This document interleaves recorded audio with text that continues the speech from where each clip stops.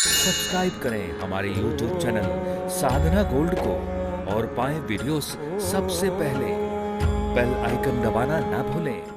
पति की सेवा से ही भगवान मिलेंगे, इसलिए पति को कभी त्यागो मत। पति कैसा भी हो, रामचरितमानस में माता अनसुईया सीता माँ को समझा रही हैं, अंधा हो, लंगड़ा हो, बहरा हो, काना हो, कैसा भी हो, पति कोढ़ी हो, पर नारी का धर्म है एक ही धर्म एक व्रत नेमा, काय वचन मम पति पद प्रेमा। जो पति से प्रेम करती है वही नारी श्रेष्ठ पतिव्रता मानी जाती है। इसलिए नारियों का धर्म है कि अपने पति के सिवा पर पुरुष का दर्शन भी ना करे गलत भाव से।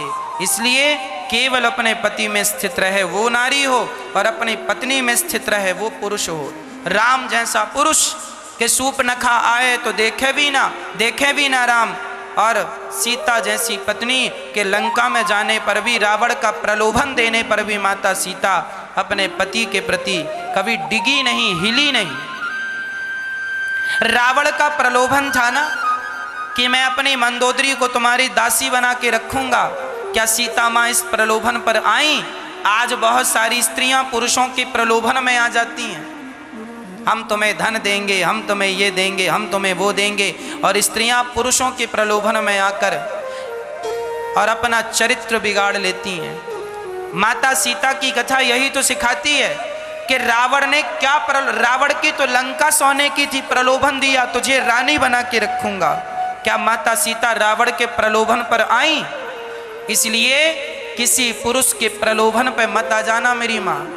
कोई तुम्हें सोने की लंका भी भेंट करे पर तुम अपने पति का फिर भी त्याग ना करना, तब पतिव्रता मानी जाओगी, तब आपका लोक परलोक सवर जाएगा। यदि माता सीता रावण के प्रलोभन पर आ जाती तो क्या सीता के चरित्र को ऐसे गाया और सुना जाता? इसलिए आप किसी के प्रलोभन पर ना आए। और पुरुषों को भी रामचरितमानस में संदेश है कि माता भगवान श्री राम के साथ सूप नखा बड़ी सुंदर बन के आई, तुम्हारे सामने कितनी भी सुंदर स्त्री आकर खड़ी हो जाए, अरे साक्षात अप्सरा आकर खड़ी हो जाए, तो भी पुरुष अपनी पत्नी को छोड़कर उस अप्सरा की तरफ भी ना देखें। ऐसा पुरुष भगवान श्री राम ने ये सब दिखाया है। रामचरितमानस की सब चर्चाएं, पुरुष कैसा हो, चरित्रवान राम जैसा, पत्नी कैसी हो, चरित्रवान माता सीता जैसी, तब जाके गृहस्थ जीवन वंदनीय होता है। आज राम घर घर पूजे जाते हैं। क्यों पूजे जाते हैं? क्योंकि राम का चरित्र इतना उच्च कोटि का था। राम चरित्र सुनवे को रसिया, राम लखन सीता मन बसिया। ये चरित्र की पूजा है। रावण चरित्र से गिर गया तो पंडित होने पर भी, विद्वान होने पर भी समाज उसका पुतला जलाता है। और राम जी चरित्रवान होने से, चरित्र की शिक्षा देने से आज घर घर पूजे जाते हैं। हमारे आदर्श हैं, हमारे भगवान हैं। इसलिए मैया प्रार्थना आपसे करता हूं, ना तो पत्नी चरित्र से गिरे, किसी पुरुष के प्रलोभन में ना आवे, और ना पुरुष किसी स्त्री की सुंदरता पर प्रलोभन पर आवे। आप दोनों पति पत्नी अपने जिंदगी में मस्त रहो। विधाता ने तुम्हारी जोड़ी बनाई है, आनंद से निभाओ, छोड़ कर ना जाओ। उस जोड़ी को, उस संबंध को तोड़ो मत। इच्छाओं का कोई अंत नहीं है। आपको 100-200 अप्सराएं और मिल जाएं और उनके साथ आप अपनी इच्छाओं को पूरी करें, फिर भी क्या आपकी इच्छाएं पूरी होंगी? आपको और बहुत सारे भोग मिल जाएं, बहुत सारी शक्ति मिल जाए और भोग आप भोग लीजिए, फिर भी जरा पलट कर जवाब दीजिए, क्या आपका उन भोगों से मन भरा, पेट भरा? अरे जिन्होंने, रावण के पास क्या कमी थी? रावण की पत्नी मंदोदरी इस धरती की सबसे सुंदर स्त्रियों में एक थी। जितनी सुंदर माता सीता थी उतनी ही लगभग सुंदर 19-20 थी, उतनी सुंदर माता मंदोदरी थी। तो क्या रावण का मंदोदरी जैसी पत्नी पाकर भी पेट भरा?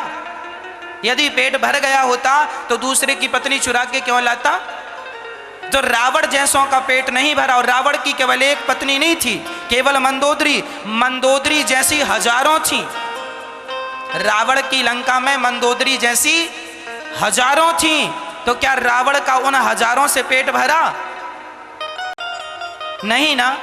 तो तुम्हारा भर जाएगा? यदि तुम भी हजारों से अपना मन लगाओ तो क्या तब भी तुम्हारा पेट भरेगा? ये पेट तब भी खाली का खाली रहेगा। इसलिए समय गंवाने से कोई फायदा नहीं। भगवान में मन लगाओ और अपना कल्याण कर लो। जो शक्ति भोगों में खर्च हो रही वह शक्ति भजन में लगे, तब जाके कल्याण होगा। इसलिए विषयों का चिंतन छोड़ दीजिए, भगवान का चिंतन कीजिए। विषयों का चिंतन करने से विषय वासना ही बढ़ती हैं और भगवान का चिंतन करने से भक्ति बढ़ती है। क्या बढ़ाना है? मर्जी आपकी। आप दोनों के लिए स्वतंत्र हैं, कोई रोक टोक नहीं है। पर पति पत्नी को हम विशेष रूप से यही प्रार्थना करेंगे कि आप दोनों बड़े प्रेम से रहो और चरित्रवान बन के रहो। हाँ, चरित्रवान आप रहोगे तो आपकी संतान अच्छी होगी, समाज अच्छा होगा, आपका देश अच्छा होगा, व्यवस्थाएं अच्छी होंगी।